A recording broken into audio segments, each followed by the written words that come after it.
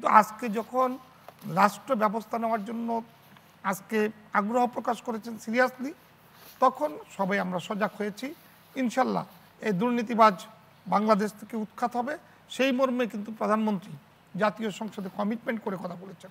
সুতরাং প্রতিশ্রুতি যখন দিয়েছেন, আমরা সবাই মিলে এই দুর্নীতিবাজদেরকে চিহ্নিত করতে হবে এবং তাদেরকে শায়েস্তার আওতায় আনতে হবে, আইনের আওতায়।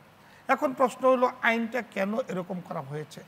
আইনটা যারা করেছেন শুধু সংসদ সদস্য না, এই আইন করার আগে রাষ্ট্রের বিভিন্ন পর্যায়ের আলোচনা এবং এটা নিয়ে বৈঠক, সেমিনার, সিম্পোজিয়াম সবই কিন্তু হয়েছে। সেখানে সাংবাদিকদের মতবাদ রয়েছে, সেখানে রাজনীতিবিদদের বক্তব্য রয়েছে, সেখানে সিএসপি অফিসার থেকে শুরু করে সকলেরই মতামত নেওয়া হয়েছে। রাষ্ট্র তখন মনে করেছেন যে কোনো সরকারি কর্মকর্তার বিরুদ্ধে যে কোনো সময় সুবিধা অর্জনের জন্য কেউ মামলা করতে পারেন। সুতরাং এটা তদন্ত সাপেক্ষে এই মামলা নেওয়া উচিত, যত্রতত্র যেন না হয়। আমরা রাজনীতিবিদরা কিন্তু কখনো বলি নাই,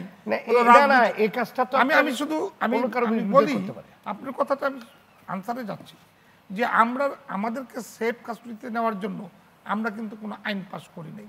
রাষ্ট্রকে সুরক্ষা দেওয়ার জন্য এবং রাষ্ট্রের কমিটমেন্ট রক্ষার জন্যই কিন্তু আজকে যাদেরকে প্রাতিষ্ঠানিক চাকরি দেওয়া হয়, সরকারি চাকরি, তাদের কিন্তু একটা দায়িত্ব বন্টন থাকে।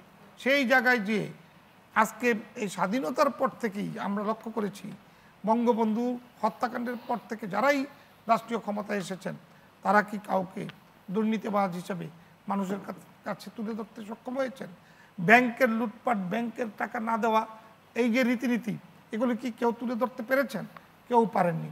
এই সরকার যখন এই আপনারা বারবার শেয়ার বিজনেসের কথা বলেন, আমি সব কিছু নিয়েই বলি, স্বচ্ছ এবং কল্যাণমুখী রাষ্ট্র গঠনের সহায়ক শক্তি শেখ হাসিনার সরকার আসছেন বলেই কিন্তু আজকে এগুলি পরিষ্কার হচ্ছে।